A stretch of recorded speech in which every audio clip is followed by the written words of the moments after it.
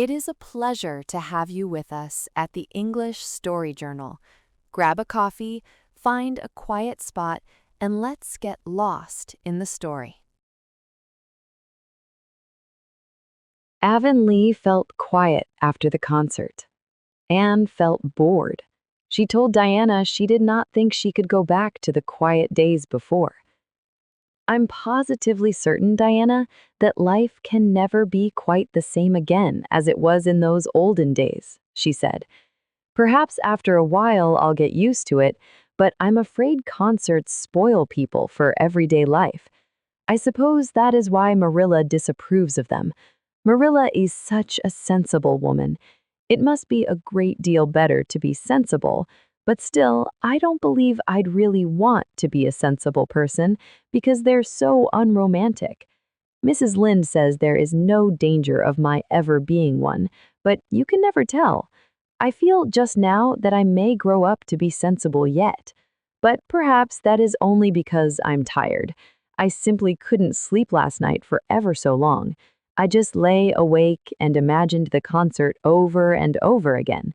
That's one splendid thing about such affairs. It's so lovely to look back to them. But soon, Avonlea School went back to normal. The concert did cause some small problems among the students, but mostly, school went on as usual. Winter passed mildly. Anne and Diana walked to school on the birch path. It was Anne's birthday. Miss Stacy told them to write about a winter's walk in the woods. Just think, Diana, I'm 13 years old today, remarked Anne. I can scarcely realize that I'm in my teens. When I woke this morning, it seemed to me that everything must be different. You've been 13 for a month, so I suppose it doesn't seem such a novelty to you as it does to me. It makes life seem so much more interesting. In 2 more years, I'll be really grown up.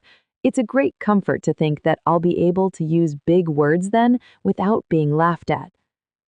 Ruby Gillis says she means to have a beau as soon as she's 15, said Anne.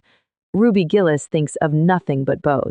She's actually delighted when anyone writes her name up in a take notice, for all she pretends to be so mad. But I'm afraid that is an uncharitable speech. Mrs. Allen says we should never make uncharitable speeches, but they do slip out so often before you think, don't they? I simply can't talk about Josie Pye without making an uncharitable speech, so I never mention her at all. You may have noticed that. I'm trying to be as much like Mrs. Allen as I possibly can, for I think she's perfect. Mr. Allen thinks so too. Mrs. Lynde says he just worships the ground she treads on, and she doesn't really think it right for a minister to set his affections so much on a mortal being. But then, Diana, even ministers are human and have their besetting sins, just like everybody else. I had such an interesting talk with Mrs. Allen about besetting sins last Sunday afternoon. There are just a few things it's proper to talk about on Sundays, and that is one of them. My besetting sin is imagining too much and forgetting my duties. I'm striving very hard to overcome it, and now that I'm really 13, perhaps I'll get on better. In 4 more years, we'll be able to put our hair up, said Diana. Alice Bell is only 16 and she's wearing hers up, but I think that's ridiculous. I shall wait until I'm 17. If I had Alice Bell's crooked nose, said Anne, I wouldn't. But there, I won't say what I was going to because it was extremely uncharitable. Besides, I was comparing it with my own nose, and that's vanity. I'm afraid I think too much about my nose ever since I heard that compliment about it long ago. It really is a great comfort to me. Oh, Diana, look, there's a rabbit. That's something to remember for our woods composition. I really think the woods are just as lovely in winter as in summer. I won't mind writing that composition when its time comes, sighed Diana. I can manage to write about the woods, but the one we're to hand in Monday is terrible. The idea of Miss Stacy telling us to write a story out of our own heads. Why, it's as easy as wink. It's easy for you because you have an imagination, said Diana. But what would you do if you had been born without one? I suppose you have your composition all done? Anne nodded. I wrote it last Monday evening. It's called The Jealous Rival, or In Death Not Divided. I read it to Marilla, and she said it was stuff and nonsense. Then I read it to Matthew, and he said it was fine. That is the kind of critic I like. It's a sad, sweet story. I just cried like a child while I was writing it. It's about two beautiful girls named Cordelia Montmorency and Geraldine Seymour. They lived in the same village and were very good friends. Cordelia had dark hair, Geraldine had blonde hair and pretty eyes. "I never saw anybody with purple eyes," said Diana. "Neither did I. I just imagined them. I wanted something special. I found out what that is. That is good about being 13. You know more than when you were 12. "Well, what became of Cordelia and Geraldine?" asked Diana. They grew up beautiful until they were 16. Then a man named Bertram de Vere came to their village. He fell in love with Geraldine. He saved her life when her horse ran away with her carriage. She fainted in his arms, and he carried her home 3 miles. The carriage was broken. I found it hard to imagine how he asked her to marry him because I had no experience. Ruby Gillis told me about her sister Susan's proposal, which wasn't very romantic, so I had to imagine it myself. I made it very flowery and poetical. Bertram got on his knees. Geraldine said yes in a long speech. I worked hard on that speech. I rewrote it 5 times. Bertram gave her a diamond ring and a ruby necklace. He told her they would go to Europe because he was very rich. But then, sad things started to happen. Cordelia was secretly in love with Bertram too. When Geraldine told her about the engagement, Cordelia was very angry, especially when she saw the necklace and ring. All her love for Geraldine turned to hate. She promised Geraldine would never marry Bertram, but she pretended to be Geraldine's friend. One evening, they were on a bridge over a fast river. Cordelia thought they were alone. She pushed Geraldine into the water with a wild laugh. Ha, ha, ha. But Bertram saw it all. He jumped into the river at once, saying, "I will save thee, my peerless Geraldine." But sadly, he had forgotten he couldn't swim. They both drowned, holding each other. Their bodies washed ashore soon after. They were buried in one grave. Their funeral was very grand, Diana. It's more romantic to end a story with a funeral than a wedding. Cordelia went crazy from sadness and was put in a hospital for people with sick minds. I thought that was a good punishment for her crime. "How perfectly lovely," sighed Diana. "I don't see how you can make up such thrilling things out of your own head, Anne. I wish my imagination was as good as yours." "It would be if you tried to make it better," said Anne. "I have an idea, Diana. Let's have a story club just for us. We can write stories to practice. I will help you until you can do it alone. You should make your imagination better, you know? Miss Stacy says so. But we must do it the right way. I told her about the haunted wood, but she said we did that the wrong way." The story club started with Diana and Anne. Soon, Jane Andrews, Ruby Gillis, and other girls joined. They wanted to make their imaginations better. No boys could join. Each girl had to write one story every week. "It's extremely interesting," Anne said. "Each girl has to read her story out loud, and then we talk it over. We are going to keep them all sacredly and have them to read to our descendants. We each write under a nom de plume. Mine is Rosamond Montmorency. All the girls do pretty well.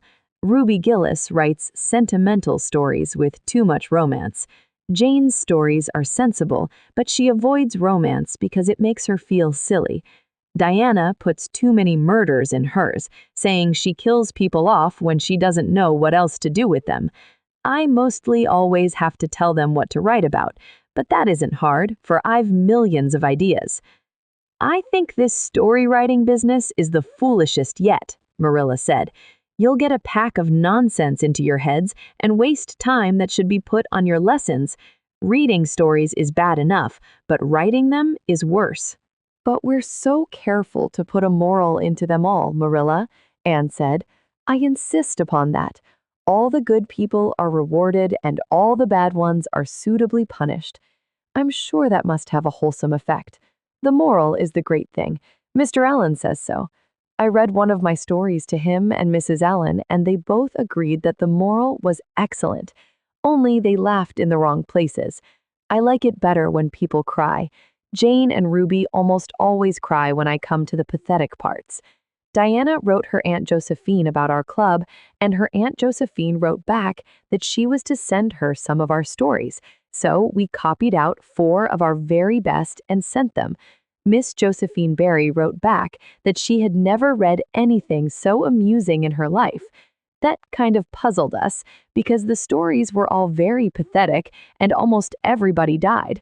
But I'm glad Miss Barry liked them. It shows our club is doing some good in the world. Mrs. Allen says that ought to be our object in everything.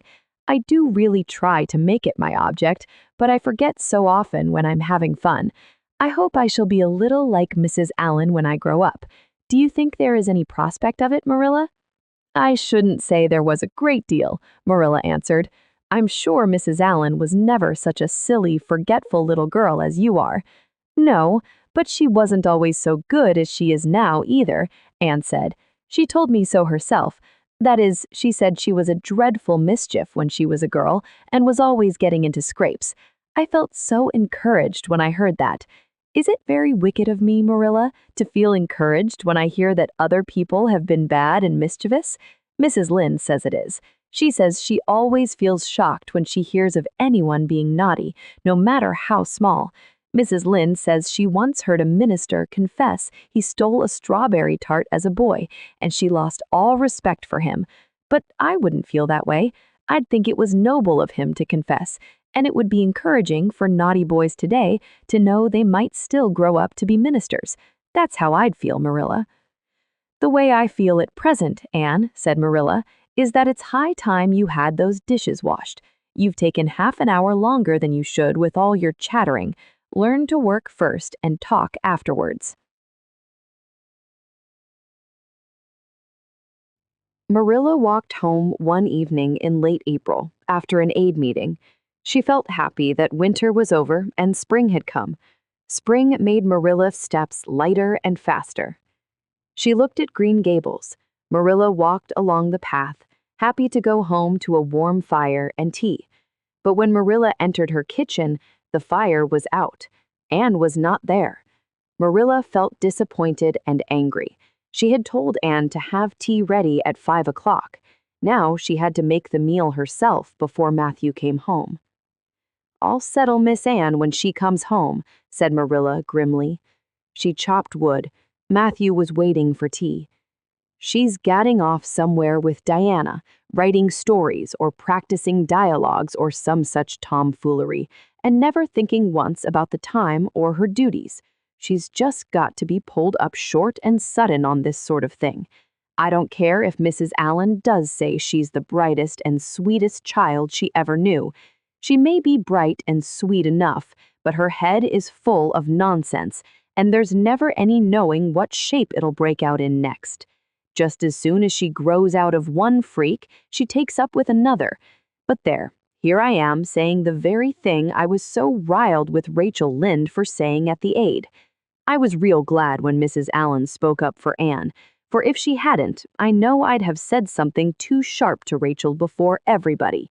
Anne's got plenty of faults, goodness knows, and far be it from me to deny it, but I'm bringing her up, not Rachel Lynde, who'd pick faults in the angel Gabriel himself if he lived in Avonlea. Just the same, Anne has no business to leave the house like this when I told her she was to stay home this afternoon and look after things. I must say, with all her faults, I never found her disobedient or untrustworthy before, and I'm real sorry to find her so now.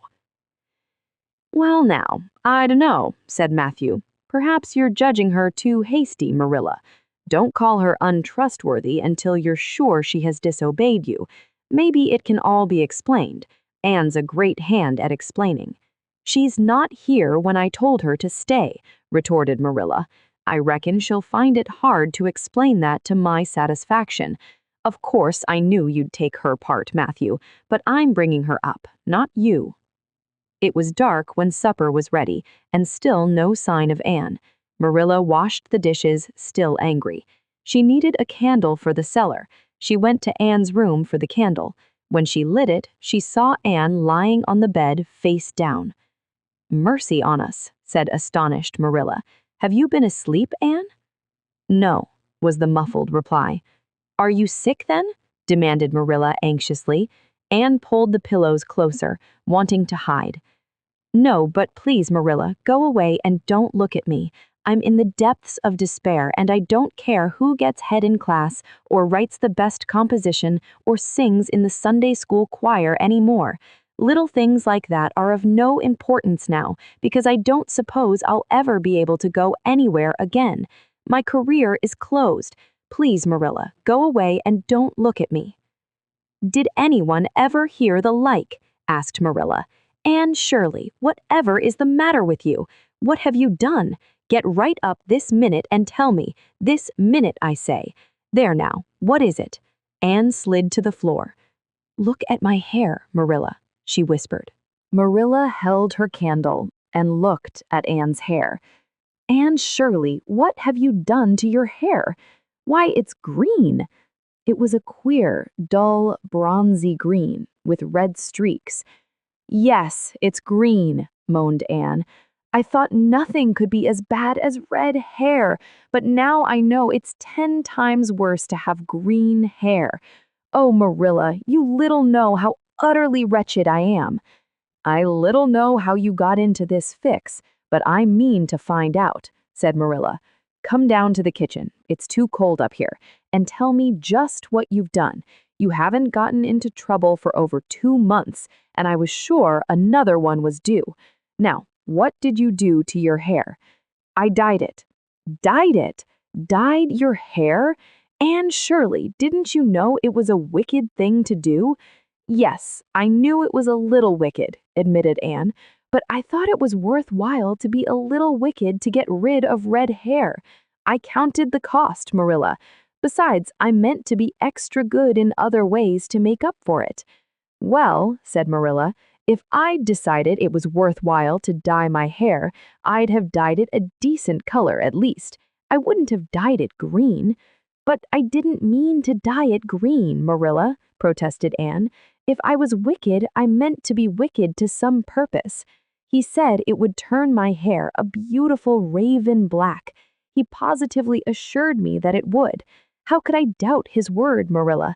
I know what it feels like to have your word doubted. And Mrs. Allen says we should never suspect anyone of not telling us the truth unless we have proof that they're not. I have proof now. Green hair is proof enough for anybody. But I hadn't then, and I believed every word he said implicitly."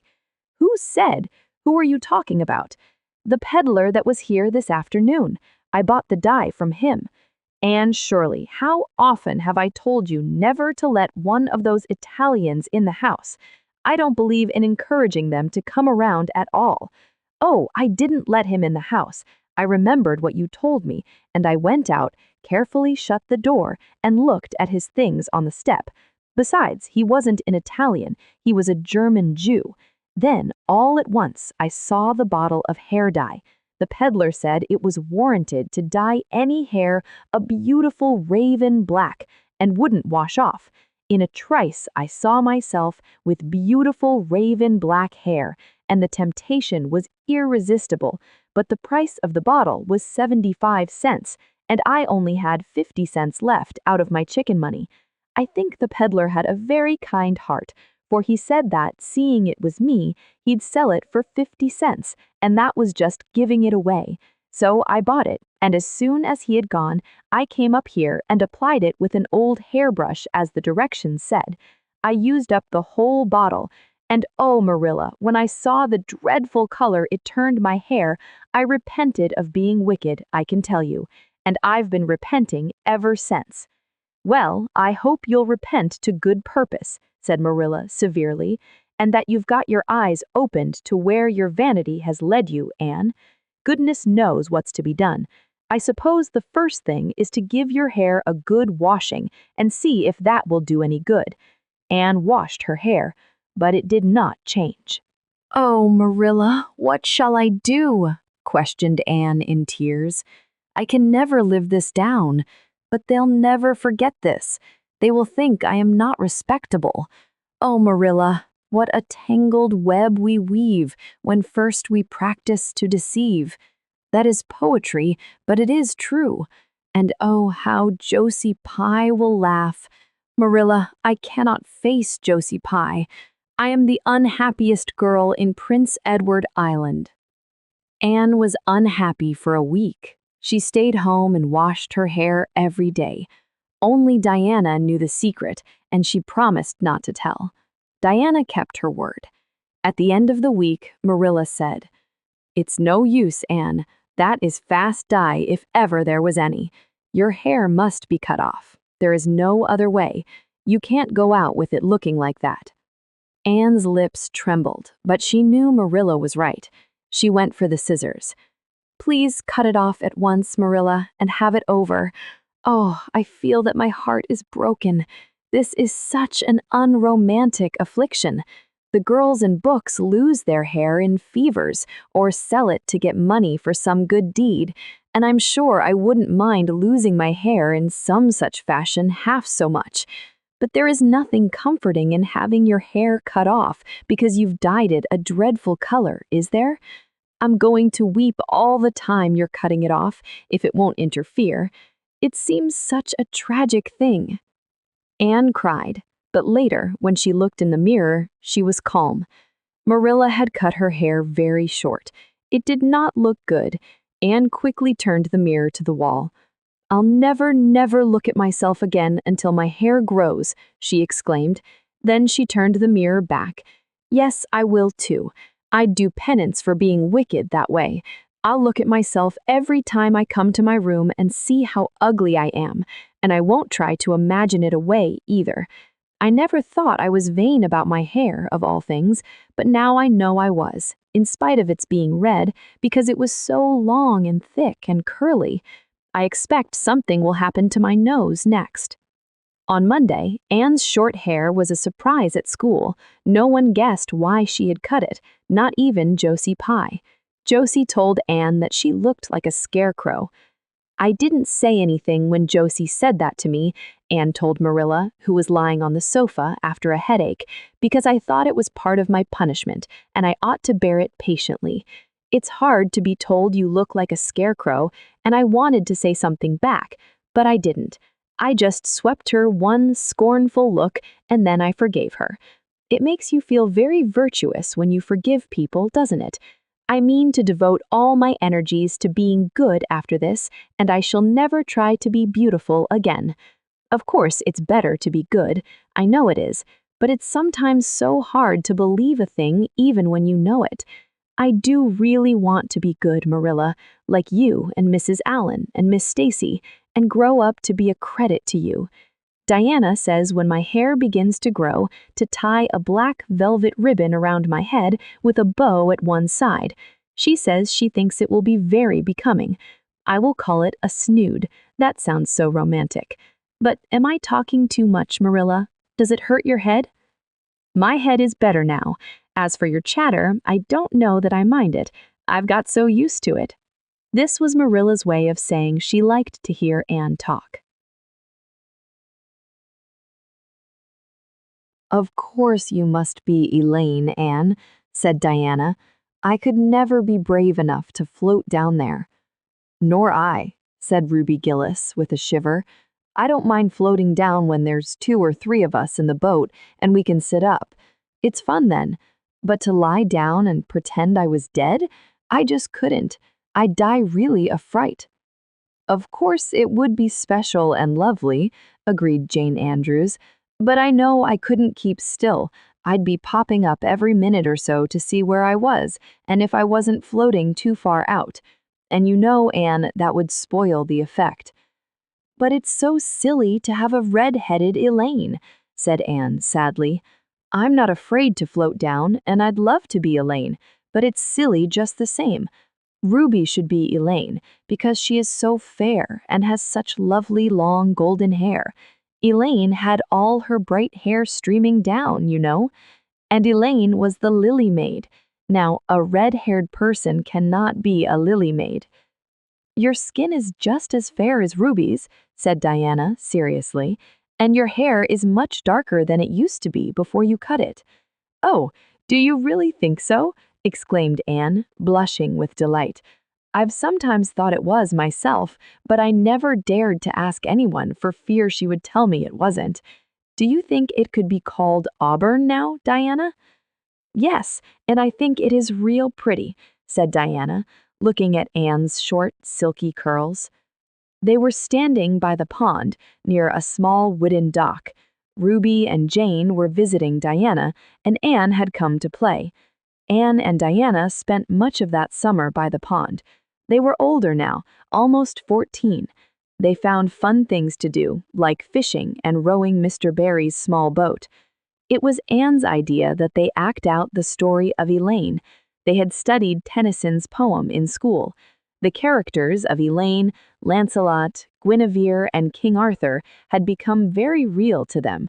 Anne wished she had been born in Camelot.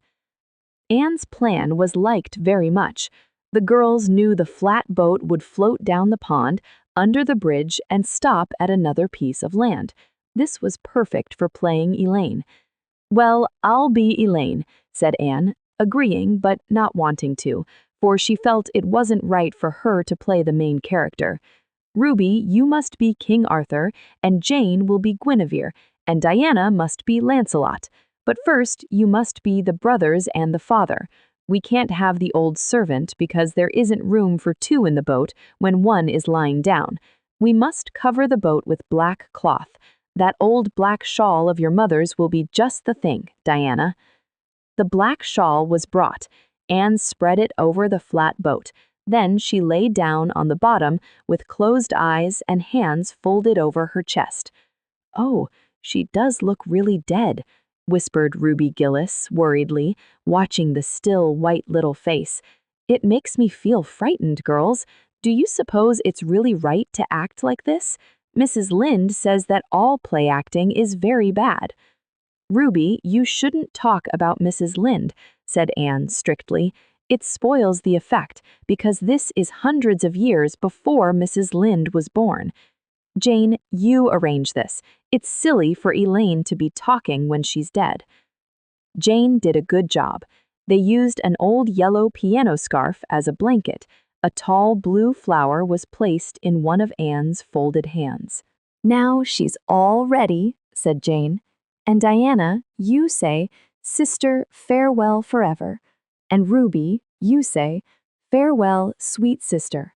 Both of you as sadly as you possibly can. And, for goodness sake, smile a little. You know Elaine lay as though she smiled. That's better. Now push the flat boat off.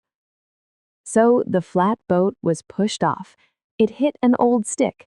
Diana, Jane, and Ruby waited to see it float towards the bridge.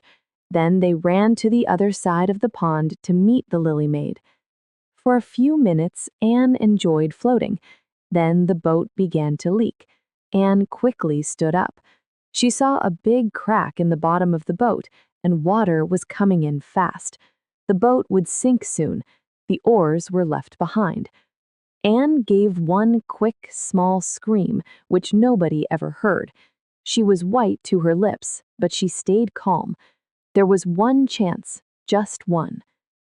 I was terribly frightened, she told Mrs. Allen the next day, and it seemed like years while the flat boat was floating down to the bridge and the water was rising in it every moment. I prayed, Mrs. Allen, very seriously, but I didn't shut my eyes to pray, for I knew the only way God could save me was to let the flat boat float close enough to one of the bridge piles for me to climb up on it. You know the piles are just old tree trunks, and there are lots of knots and old branch pieces on them.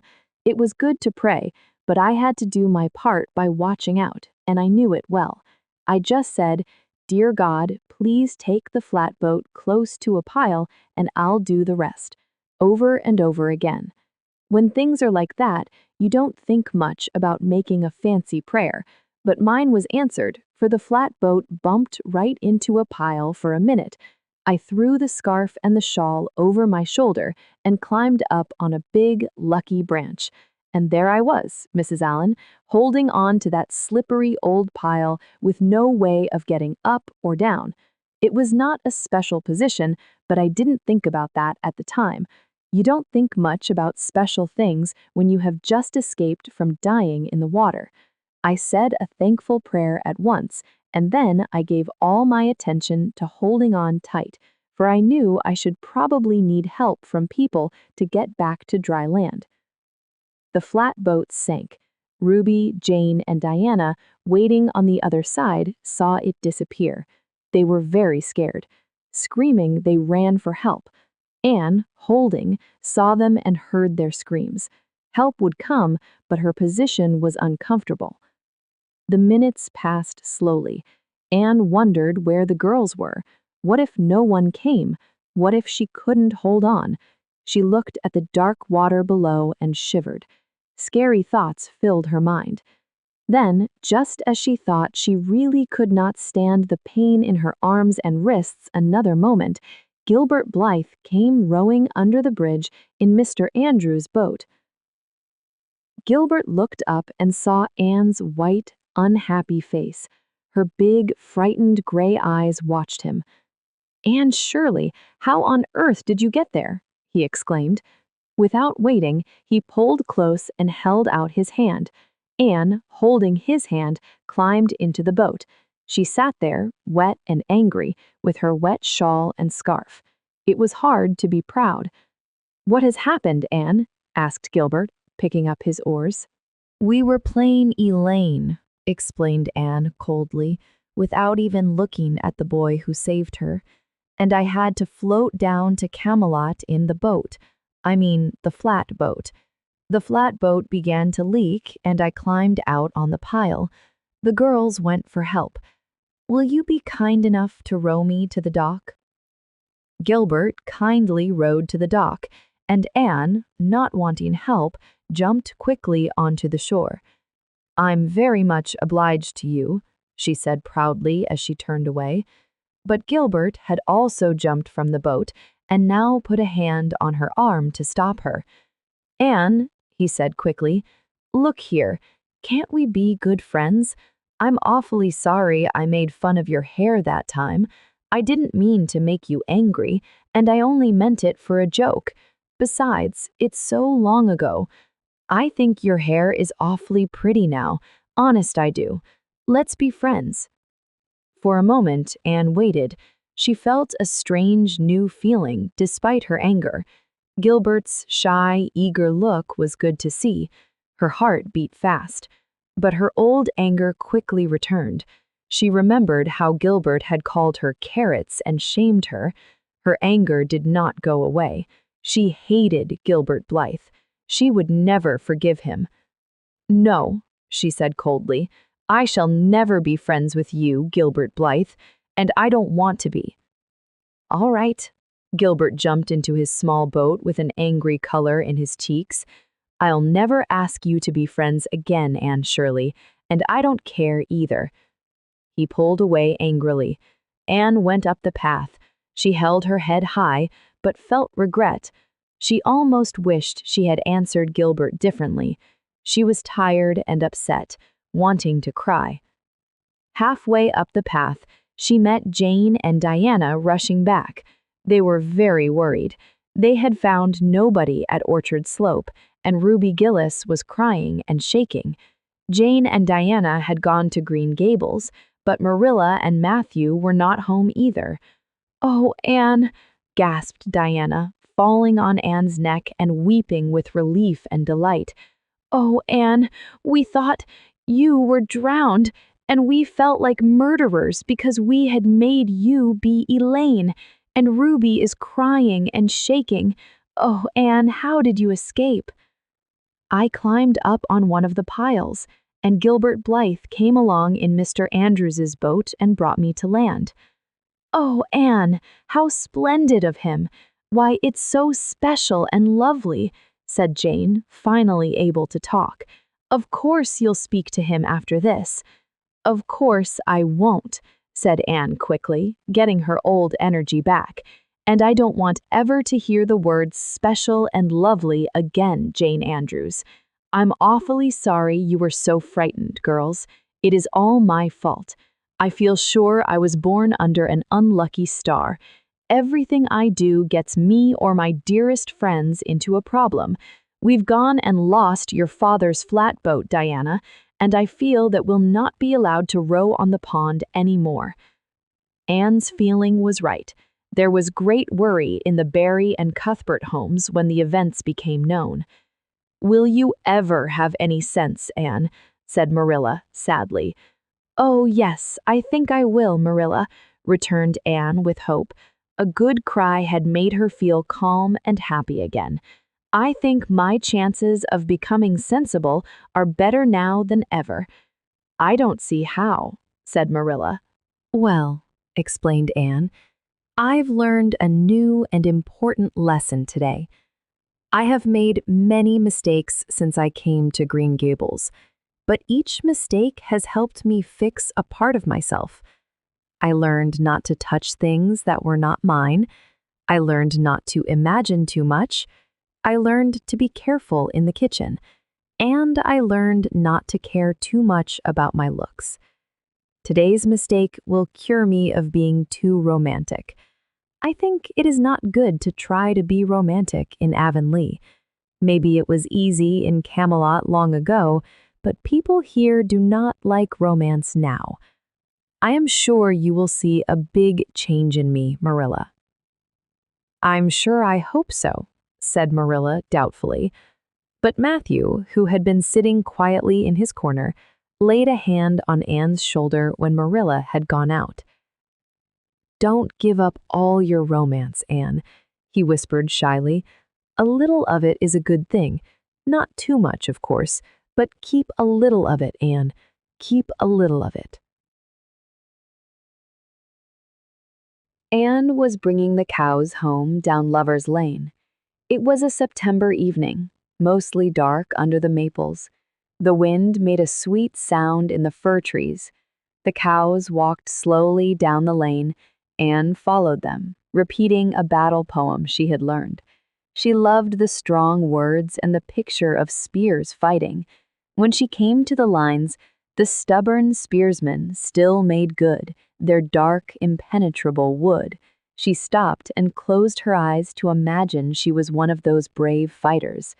When she opened them again, she saw Diana coming through the gate. Diana looked so important that Anne knew there was news, but Anne tried not to show she was too eager. "Isn't this evening just like a purple dream, Diana? It makes me so glad to be alive. In the mornings, I always think the mornings are best, but when evening comes, I think it's lovelier still." "It's a very fine evening," said Diana, "but oh, I have such news, Anne. Guess. You can have 3 guesses." "Charlotte Gillis is going to be married in the church after all, and Mrs. Allen wants us to decorate it?" cried Anne. "No, Charlotte's boyfriend won't agree to that, because nobody ever has been married in the church yet, and he thinks it would seem too much like a funeral. It's too mean, because it would be such fun. Guess again." "Jane's mother is going to let her have a birthday party?" Diana shook her head, her black eyes shining with fun. "I can't think what it can be," said Anne sadly, "unless it's that moody Spurgeon McPherson saw you home from prayer meeting last night. Did he?" "I should think not," exclaimed Diana angrily. "I wouldn't be likely to boast of it if he did, the horrid creature. I knew you couldn't guess it. Mother had a letter from Aunt Josephine today, and Aunt Josephine wants you and me to go to town next Tuesday and stop with her for the exhibition. There." "Oh, Diana," whispered Anne, needing to lean against a maple tree. "Do you really mean it? But I'm afraid Marilla won't let me go. She will say that she can't encourage going around too much. That was what she said last week when Jane invited me to go with them in their buggy to the concert. I wanted to go, but Marilla said I'd be better at home learning my lessons. I was very sad, Diana. I felt so heartbroken that I wouldn't say my prayers when I went to bed, but I changed my mind and got up in the middle of the night and said them. "I'll tell you," said Diana. "We'll get Mother to ask Marilla. She'll be more likely to let you go then. And if she does, we'll have the time of our lives, Anne. I've never been to an exhibition, and it's so annoying to hear the other girls talking about their trips. Jane and Ruby have been twice, and they're going this year again." I'm not going to think about it at all until I know whether I can go or not, said Anne firmly. If I did and then was disappointed, it would be more than I could bear. But if I do go, I'm very glad my new coat will be ready by that time. Marilla didn't think I needed a new coat. She said my old one would be fine for another winter and that I ought to be happy with a new dress. The dress is very pretty, Diana. Navy blue and made in a nice style. Marilla always makes my dresses in a nice style now, because she says she doesn't want Matthew going to Mrs. Lynde to make them. I'm so glad. It's so much easier to be good if your clothes are nice. But Matthew said I must have a new coat, so Marilla bought a lovely piece of blue cloth, and it's being made by a real dressmaker. It's to be done Saturday night, and I'm trying not to imagine myself walking up the church aisle on Sunday in my new suit and cap, but it just slips into my mind. My cap is so pretty. Matthew bought it for me. It is one of those little blue velvet ones that are very popular. Your new hat is very nice, Diana, and it looks good on you. Do you suppose it's wrong for us to think so much about our clothes? Marilla says it is very wrong, but it is such an interesting subject, isn't it? Marilla agreed to let Anne go to town. Mr. Barry would take the girls next Tuesday. Anne was very happy and was up before sunrise on Tuesday morning. Anne hurried to Diana's house. Mr. Barry and Diana were waiting for her, and they were soon on the road. It was a long but enjoyable drive. They talked about many interesting things. It was almost noon when they reached town and found Miss Barry's house. It was a fine old house. Miss Barry met them at the door, her sharp black eyes twinkling. "So, you've come to see me at last, you Anne girl," she said. "My goodness, child, how you have grown. You're taller than I am, I declare. And you're ever so much better looking than you used to be, too. But I dare say you know that without being told." "Indeed I didn't," said Anne happily. "I know I'm not so freckled as I used to be, so I've much to be thankful for. But I really hadn't hoped there was any other improvement. I'm so glad you think there is, Miss Barry." Miss Barry's house was furnished in a very fancy way, as Anne told Marilla afterward. The girls felt a little shy in the grand parlor. Miss Barry left them there to see about dinner. "Isn't it just like a palace?" whispered Diana. "I never was in Aunt Josephine's house before, and I'd no idea it was so grand. I just wish Julia Bell could see this. She puts on such airs about her mother's parlor." "Velvet carpet," sighed Anne with a happy sigh, "and silk curtains. I've dreamed of such things, Diana. But do you know, I don't believe I feel very comfortable with them after all. There are so many things in this room, and all so fancy, that there is no room to imagine things. That is one good thing when you are poor. There are so many more things you can imagine about." Their time in town was something Anne and Diana remembered for years. It was full of happy moments. On Wednesday, Miss Barry took them to the exhibition grounds all day. "It was splendid," Anne related to Marilla later on. "I never imagined anything so interesting. I think I liked the horses and the flowers and the fancy work best. Josie Pye took first prize for knitted lace. I was real glad she did. And I was glad that I felt glad, for it shows I'm improving, don't you think, Marilla, when I can rejoice in Josie's success? Mrs. Lynde got first prize for homemade butter and cheese, so Avonlea was pretty well represented, wasn't it? There were thousands of people there, Marilla. It made me feel dreadfully insignificant. and Miss Barry took us up to the grandstand to see the horse races. Mrs. Lynde wouldn't go. She said horse racing was a bad thing. Diana got so excited that she offered to bet me 10 cents that the red horse would win. I didn't believe he would, but I refused to bet because I wanted to tell Mrs. Allen all about everything, and I felt sure it wouldn't do to tell her that. It's always wrong to do anything you can't tell the minister's wife. It's as good as an extra conscience to have a minister's wife for your friend. And I was very glad I didn't bet because the red horse did win and I would have lost 10 cents. So you see that doing good made me feel good. We saw a man go up in a balloon. I'd love to go up in a balloon, Marilla. It would be simply thrilling. And we saw a man selling fortunes. You paid him 10 cents and a little bird picked out your fortune for you. Miss Barry gave Diana and me 10 cents each to have our fortunes told. Mine was that I would marry a dark-haired man who was very rich, and I would go across water to live. Oh, it was a day I will never forget, Marilla. I was so tired I couldn't sleep at night. Miss Barry put us in the guest room, as she promised. It was an elegant room, Marilla, but somehow sleeping in a guest room isn't what I used to think it was. That's the worst of growing up, and I'm beginning to realize it. The things you wanted so much when you were a child don't seem half so wonderful to you when you get them. On Thursday, the girls had a drive in the park. In the evening, Miss Barry took them to a concert where a famous singer sang. For Anne, it was a wonderful night. Oh, Marilla, it was beyond description. I was so excited I couldn't even talk. I just sat in enraptured silence. Madame Celestine was perfectly beautiful, but when she began to sing, I never thought about anything else. Oh, I can't tell you how I felt, but it seemed to me that it could never be hard to be good anymore. I felt like I do when I look up to the stars. Tears came into my eyes, but oh, they were such happy tears. I was so sorry when it was all over, and I told Miss Barry I didn't see how I was ever to return to common life again. She said she thought if we went over to the restaurant across the street and had an ice cream, it might help me. That sounded so boring, but to my surprise, I found it true.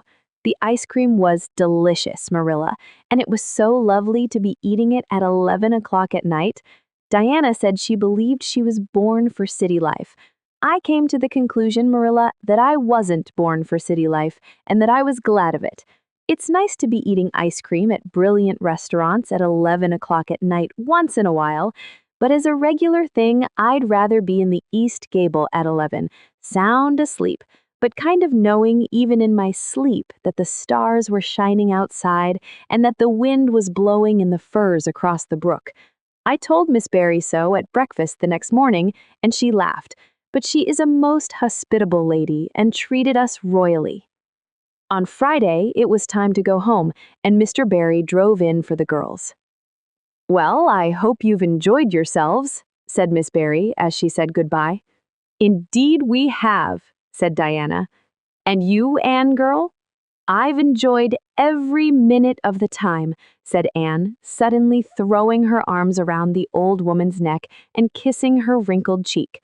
Diana would never have dared to do such a thing and felt rather shocked at Anne's freedom, but Miss Barry was pleased. Then she went back into her big house with a sigh. It seemed very lonely without those young girls. Miss Barry was a rather selfish old lady and had never cared much for anybody but herself.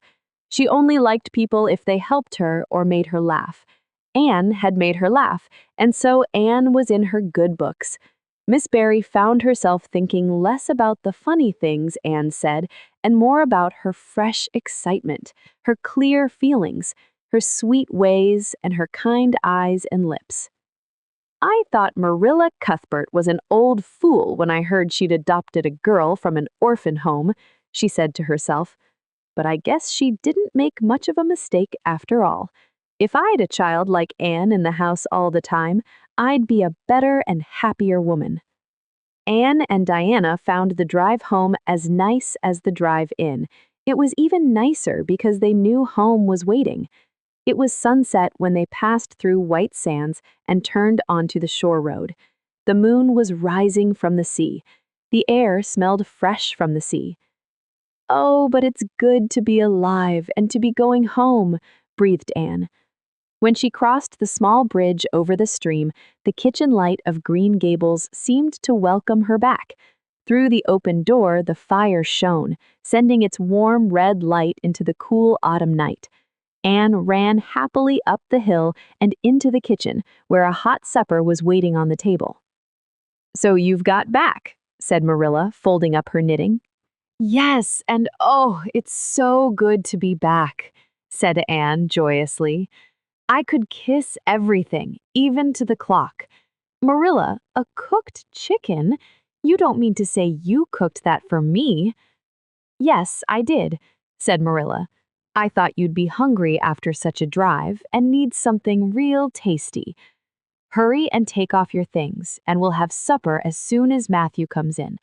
I'm glad you've got back, I must say. It's been very lonely here without you, and I never had 4 longer days." After supper, Anne sat before the fire between Matthew and Marilla and told them everything about her visit. "I've had a great time," she concluded happily, "and I feel that it was a very important time in my life. But the best of it all was the coming home." Thank you for spending time with us. I hope this story brought you peace and reflection. We will see you soon.